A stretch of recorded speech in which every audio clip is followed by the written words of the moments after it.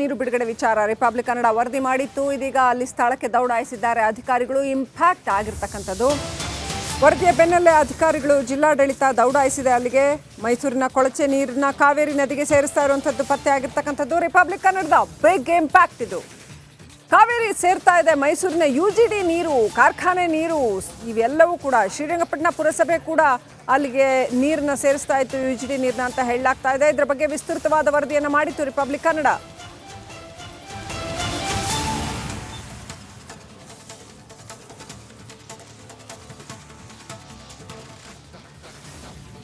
ದೃಶ್ಯಗಳಲ್ಲಿ ನೋಡ್ತಾ ಇದ್ರೆ DC visit ಮಾಡಿರ್ತಕ್ಕಂಥದ್ದು.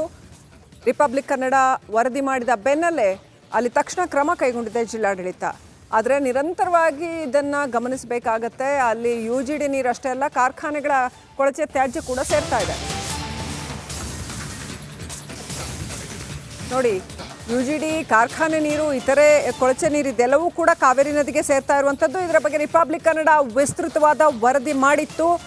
ಸ್ಥಳಕ್ಕೆ ಡಾಕ್ಟರ್ ಕುಮಾರ್ ಜಿಲ್ಲಾಧಿಕಾರಿ ಭೇಟಿ ಕೊಟ್ಟಿದ್ದಾರೆ. ಸರಿ, ಆದರೆ ಕ್ರಮ ಕೈಗೊಳ್ತಾರಾ? ಕೊಳಚೆ ನೀರನ್ನ ಕಾರ್ಖಾನೆಗಳಾದರೆ ಅವು ಟ್ರೀಟ್ ಮಾಡಿ ಬಿಡಬೇಕಾಗತ್ತೆ, ಅದನ್ನು ಶುದ್ಧ ಮಾಡಿ ಬಿಡಬೇಕಾಗತ್ತೆ. ಹಾಗೆ ನಡೀತಾ ಇಲ್ಲ.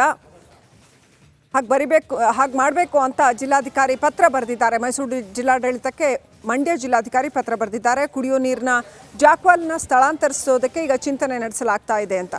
ಪ್ರತಿ 3 ದಿನಕ್ಕೊಮ್ಮೆ ನೀರು ಪರೀಕ್ಷೆಗೆ ಒಳಪಡಿಸಬೇಕು ಅಂತ DC ತಾಕೀತು ಮಾಡಿದ್ದಾರೆ.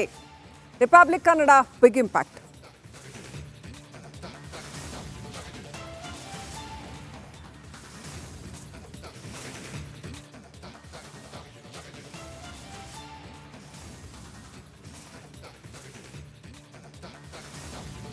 ದೃಶ್ಯಗಳಲ್ಲಿ ನೋಡ್ತಾ ಇದ್ದೀರಾ ಅಧಿಕಾರಿಗಳು.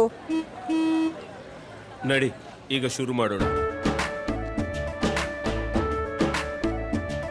ಕೇಸರಿಯಿಂದ ಮನೋಲ್ಲಾಸ ಮನಸ್ಸು ಮತ್ತೇರಿ ಕುಣಿದಾಡಿದೆ ನೋಡು, ಮನಸ್ಸು ಮತ್ತೇರಿ ಕುಣಿದಾಡಿದೆ ನೋಡು.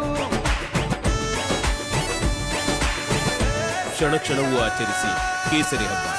ವಿಮಲ್ ಬಾಯಲ್ಲಿ ಹೇಳಿ ಕೇಸರಿ.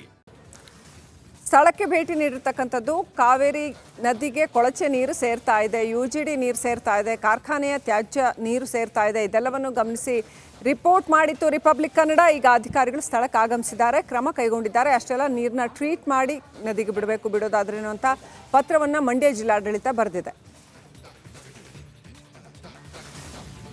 ನೀರು ಬಿಡುಗಡೆ ವಿಚಾರ ರಿಪಬ್ಲಿಕ್ ಕನ್ನಡ ವರದಿ ಮಾಡಿತ್ತು. ಇದೀಗ ಅಲ್ಲಿ ಸ್ಥಳಕ್ಕೆ ದೌಡಾಯಿಸಿದ್ದಾರೆ ಅಧಿಕಾರಿಗಳು. ಇಂಪ್ಯಾಕ್ಟ್ ಆಗಿರ್ತಕ್ಕಂಥದ್ದು ವರದಿಯ ಬೆನ್ನಲ್ಲೇ ಅಧಿಕಾರಿಗಳು ಜಿಲ್ಲಾಡಳಿತ ದೌಡಾಯಿಸಿದೆ ಅಲ್ಲಿಗೆ.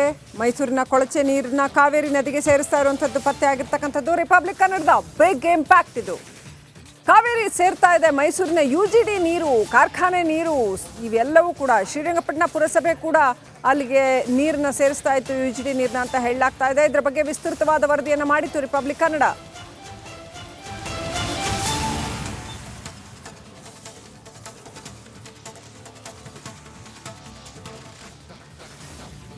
ದೃಶ್ಯಗಳಲ್ಲಿ ನೋಡ್ತಾ ಇದ್ರೆ DC ವಿಸಿಟ್ ಮಾಡಿರ್ತಕ್ಕಂಥದ್ದು.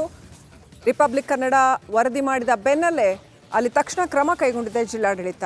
ಆದರೆ ನಿರಂತರವಾಗಿ ಇದನ್ನು ಗಮನಿಸಬೇಕಾಗತ್ತೆ. ಅಲ್ಲಿ UGD ನೀರು ಅಷ್ಟೇ ಅಲ್ಲ, ಕಾರ್ಖಾನೆಗಳ ಕೊಳಚೆ ತ್ಯಾಜ್ಯ ಕೂಡ ಸೇರ್ತಾ ಇದೆ.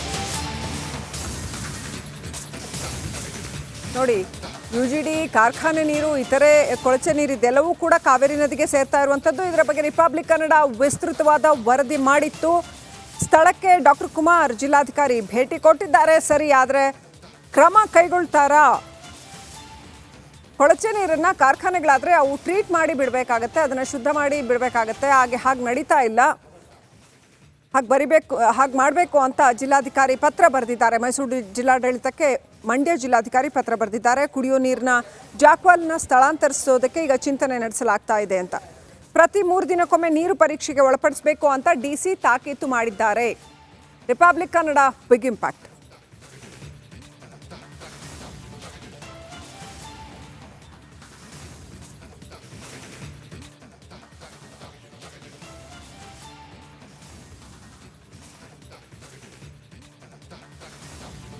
ದೃಶ್ಯಗಳಲ್ಲಿ ನೋಡ್ತಾ ಇದ್ದೀರಾ ಅಧಿಕಾರಿಗಳು ಸ್ಥಳಕ್ಕೆ ಭೇಟಿ ನೀಡಿರ್ತಕ್ಕಂಥದ್ದು. ಕಾವೇರಿ ನದಿಗೆ ಕೊಳಚೆ ನೀರು ಸೇರ್ತಾ ಇದೆ, UGD ನೀರು ಸೇರ್ತಾ ಇದೆ, ಕಾರ್ಖಾನೆಯ ತ್ಯಾಜ್ಯ ನೀರು ಸೇರ್ತಾ ಇದೆ. ಇದೆಲ್ಲವನ್ನು ಗಮನಿಸಿ ರಿಪೋರ್ಟ್ ಮಾಡಿತ್ತು ರಿಪಬ್ಲಿಕ್ ಕನ್ನಡ. ಈಗ ಅಧಿಕಾರಿಗಳು ಸ್ಥಳಕ್ಕೆ ಆಗಮಿಸಿದ್ದಾರೆ, ಕ್ರಮ ಕೈಗೊಂಡಿದ್ದಾರೆ. ಅಷ್ಟೆಲ್ಲ ನೀರನ್ನ ಟ್ರೀಟ್ ಮಾಡಿ ನದಿಗೆ ಬಿಡೋದಾದ್ರೇನು ಅಂತ ಪತ್ರವನ್ನು ಮಂಡ್ಯ ಜಿಲ್ಲಾಡಳಿತ ಬರೆದಿದೆ.